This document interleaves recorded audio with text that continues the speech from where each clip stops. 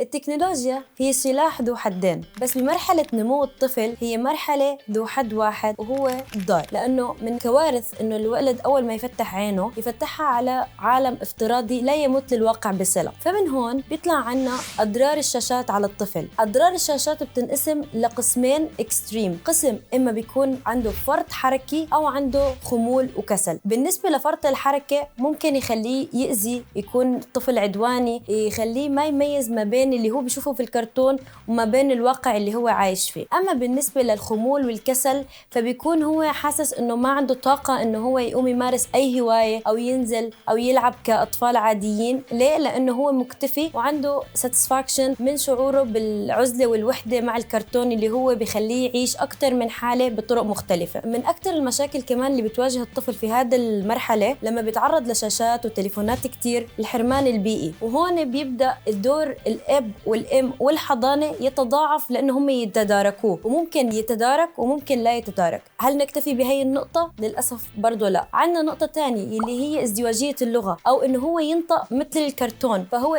بيكون بيحكي وبيعبر بس للأسف نحن ما بنقدر نفهم عليه لأنه هو عم يحاول يحكي بطريقة الكرتون. فهون بصير عنده مشاكل في التخاطب، وبنلجأ بعد هيك لأخصائيين لنعالج هي المشكلة اللي وقعنا فيها بالغلط أو بعدم المعرفة الكافية بقد ايه تأثير الشاشات هذا ممكن يكون ضار على حياة الأطفال بهذا العمر. ولو عدى منها وطلع طفل طبيعي إلا إنه ممكن يواجه بعض الصعوبات فيما بعد بإنه هو ينتراكت مع العالم، بإنه هو يتعامل طبيعي مع أصحابه، بإنه هو ما يلجأ لها في أي حالات من حالات الحزن الشديد أو إنه هو يهرب لهذا الواقع الافتراضي بدل ما يعيش الواقع الحقيقي ويتعلم كيف يواجهه. هل نحن لازم نمنعهم منعا تاما من الشاشات؟ أكيد الإجابة حتكون لا، لأنه لابد من بيومنا إنه هم مثلا ممكن يشوفوا شيء بس لازم تكون تحت مراقبة شديدة، نشوف المحتوى اللي بيتقدم في الشاشات هاي، نشوف الطفل يكون معاه حد كبير قاعد عم يتفرج على هذا التلفزيون، يكون عنده وقت محدد معين في اليوم فقط لا غير. هلا نحن هون بنوصل لسؤال، كيف الطفل رح يقتنع إنه هو ما يقرب على الشاشات والأهل طول النهار ماسكين التليفونات في إيدهم إن كانت الأب أو الأم؟ فهون لازم نبدأ إنه نحن نكون القدوة، إنه نحن لازم نستخدم التليفون في أوقات معينة قدامهم، ما يكون هذا هو الوسيلة اللي هم شايفيننا نحن دائما بنفرغ فيها عن طاقاتنا. لو زعلانين بنكون عم نكلم حد، لو زهقانين بنكون عم بنقلب في التليفون، فهذا دايركتلي بينتقل للطفل إنه هذا هو السلوك الصحيح العادي اللي هو شايفه طول الوقت. فلنحن نبعد الشاشات عن أولادنا في حلين. الحل الأول إنه نحن نكون القدوة لهم ونستخدم الشاشات بطريقة حكيمة، والحل الثاني بإنه نحن نوفر لهم البديل لأنه هم يفرغوا طاقاتهم ويلعبوا وينزلوا نوادي ويعيشوا الحياة الطبيعية اللي يقدروا يكونوا منها منتجين ويقدروا يوصلوا لمراحل أحسن في هاي الدنيا. بالنهاية كل شيء وله وقته. هلأ الوقت إنه هو يشوف العالم بعيونك وبعيون باباه ويعيش الطفولة، ولما يكبر عنده مطلق الحرية إنه هو يستخدم الشاشات أو لا. خليكي دائما فاكرة إنه نحن معاكي وانتي خليكي معاه.